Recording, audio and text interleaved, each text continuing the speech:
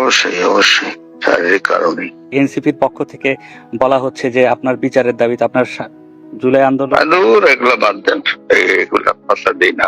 এগুলা নিশ্চয়ই চিন্তা করে কি লাভ বলেন? ওটা তো বলতেই থাকবে। এটা আজকে কে বলছে নাকি? এটা তো আমার পার্লামেন্টে যেদিন ভাষণ দিছে ওই দিনও বলছে, এবং 5ই আগস্টের পর থেকেই বলছে।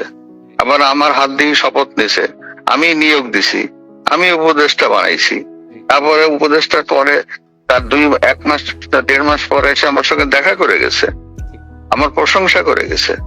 এখন বললে কি করব? কারো মুখ তো বন্ধ করা যায় না। বা কিসের বিচার করবে? কিসের বিচার করবে? আর্টিকেল 51 অফ দি কনস্টিটিউশনে পড়ে যায় দেখুক। কিসের বিচার করবে? আর্টিকেল 51টা পড়ে দেখুক। ঠিক এভাবেই হুঙ্কার দিয়ে উঠলেন সদ্য সাবেক হওয়া রাষ্ট্রপতি মোহাম্মদ শাহাবুদ্দিন। রাজনৈতিক অঙ্গনে আবারও শুরু হয়েছে নতুন ঝড়। ফাঁস হয়েছে সাবেক রাষ্ট্রপতি, যাকে আমরা চুপ্পু নামেই বেশি চিনি, তার একটি চাঞ্চল্যকর কল রেকর্ড। কি নিয়ে কথা হলো সেখানে, চলুন আজ পুরো কল রেকর্ডের উদ্যপ্রান্ত বিশ্লেষণ করি। দেশের বর্তমান রাজনৈতিক প্রেক্ষাপটে সবচেয়ে চর্চিত বিষয় এখন এই ফাঁস হওয়া অডিওটি। ওয়ান নিউজের সাংবাদিক নয়ন আদিত্যের সাথে সাবেক রাষ্ট্রপতির এই কথোপকথন ঘিরে নানা প্রশ্ন উঠছে। কল রেকর্ড, তার পদত্যাগ, শারীরিক অসুস্থতা, দেশ ছাড়ার পরিকল্পনা এবং সব শেষে জুলাই আন্দোলন নিয়ে বিচারের দাবির মতো স্পর্শকাতর বিষয়গুলো উঠে এসেছে। কথা না বাড়িয়ে চলুন সরাসরি শুনে নেই এবং বিশ্লেষণ করি তাদের মধ্যে ঠিক কী কথা হয়েছে। ফোন আলাপের শুরুতেই সাবেক রাষ্ট্রপতি লন্ডন থেকে শেখ হাসিনার সাথে ফোন আলাপের অভিযোগের বিষয় নিয়ে তীব্র ক্ষোভ প্রকাশ করেন।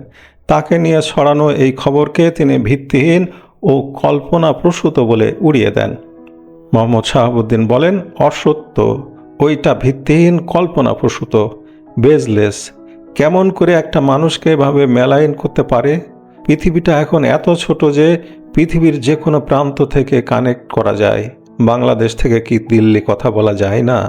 তাহলে আমাকে লন্ডন যেতে হবে? অবান্তর।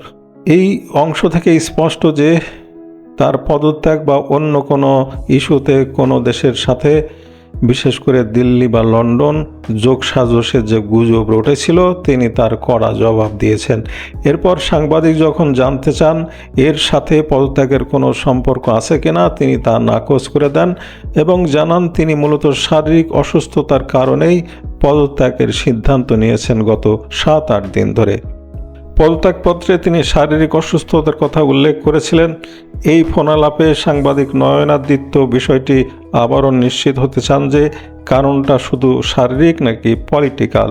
মোহাম্মদ শাহাবুদ্দিন উত্তরে বলেন, অবশ্যই শারীরিক কারণেই।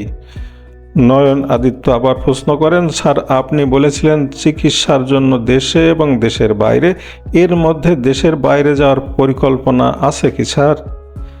মোহাম্মদ শাহাবুদ্দিন উত্তরে বলেন, আছে, মাথাটা একটু সুস্থতা আসুক, 10-12 দিন দেখা যাক।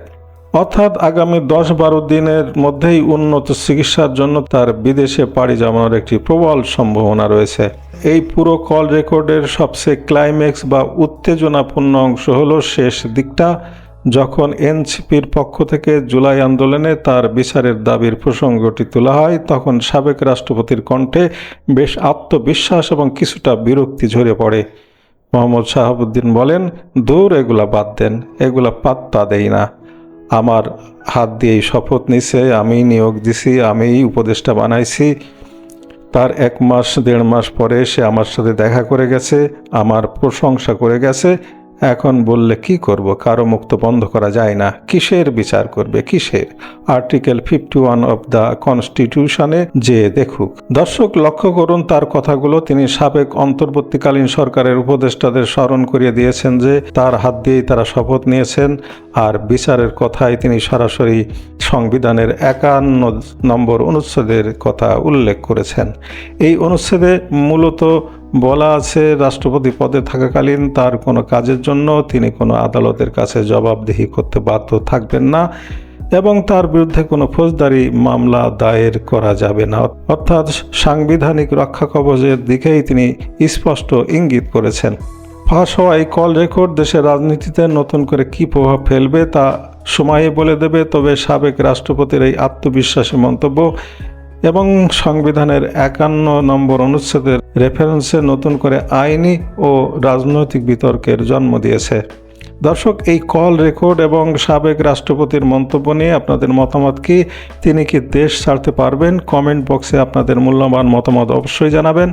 দেশের সমসাময়িক রাজনীতি ও খবরের এমন নিখুঁত বিশ্লেষণ পেতে আমাদের ইউটিউব চ্যানেলগুলো সাবস্ক্রাইব করুন এবং আমাদের ফেসবুক পেজে ফলো করে রাখুন। ভিডিওটি ইনফরমেটিভ মনে হলে লাইক এবং শেয়ার করতে ভুলবেন না। দেখা হবে পরবর্তী ভিডিওতে। ধন্যবাদ।